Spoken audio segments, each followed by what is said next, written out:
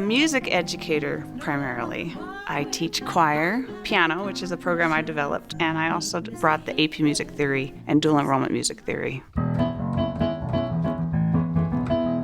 My choir's got a Superior with Distinction that fall. They were going to state festival. We were getting ready to try out for All-State, and as we all know, then we went on spring break for a year. Yesterday we found out that we're not going to be in school for the rest of the year, and I got pretty sad. The first video lesson I put together last spring took way too long, and I did it too many times, and I told myself, you just got to get over this. Hi friends, time for another song break. At the same time, I had friends that were posting things on Facebook, just all kinds of things, because everybody was home.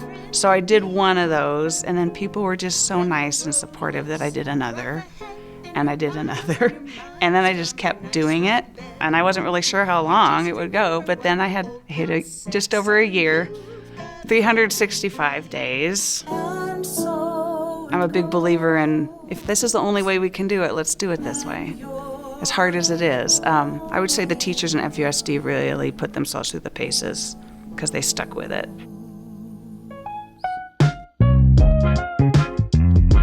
My favorite part of teaching is being with the kids and getting to joke with them and just like play.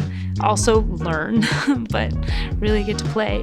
Switching to virtual learning didn't really allow me to have that same kind of interaction that I'm used to having. But what was really cool about it is that it forced me into exploring a lot of different other teaching strategies and just play with the structure of my curriculum in a way that is going to translate to when we're fully back in person.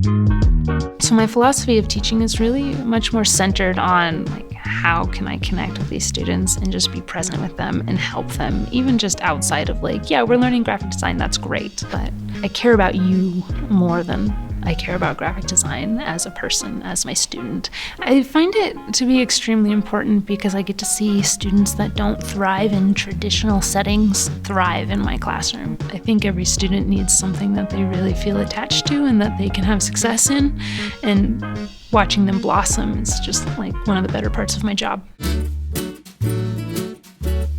I'm Dr. Alice CHRISTIE, and I have been an educator for over half a century. All of my experience up until the time I founded Tinkertopia was in K-12 schools or university settings or working with teachers in doing professional development. All of these years taught me the importance of inquiry, of learning by doing, and when I decided to found Tinkertopia, the motto that jumped into my head was think with your hands, learn by doing.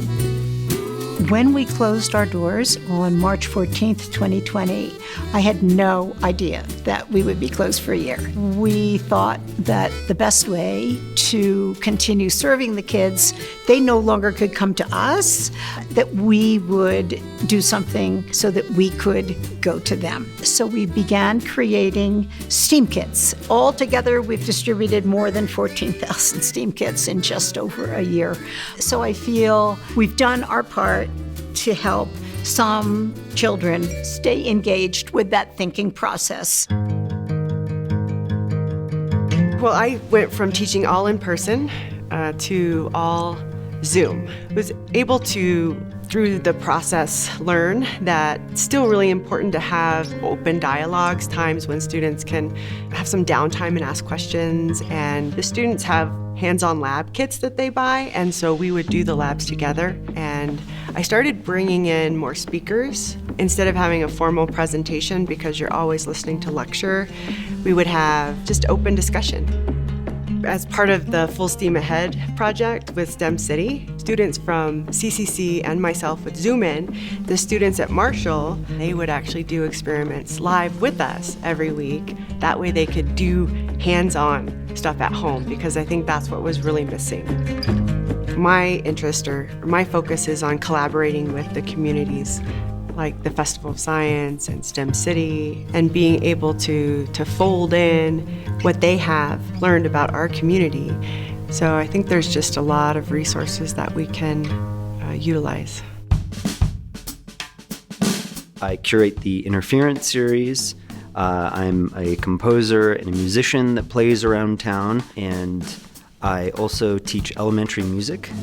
I try to really bring out and forefront that part of being a good musician is being a good person. Some lessons that we can learn from music, like listening, collaboration, aside from the beautiful and powerful act of learning an instrument. Music education, especially at the elementary school level, but also teaching drums. This is a very physical thing. It's a tactile thing.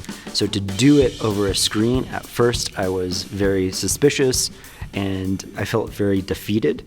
But very quickly I saw that it could work. I'm a little leprechaun dressed in green. And learning still happened, and creativity still happened, and connections were still made.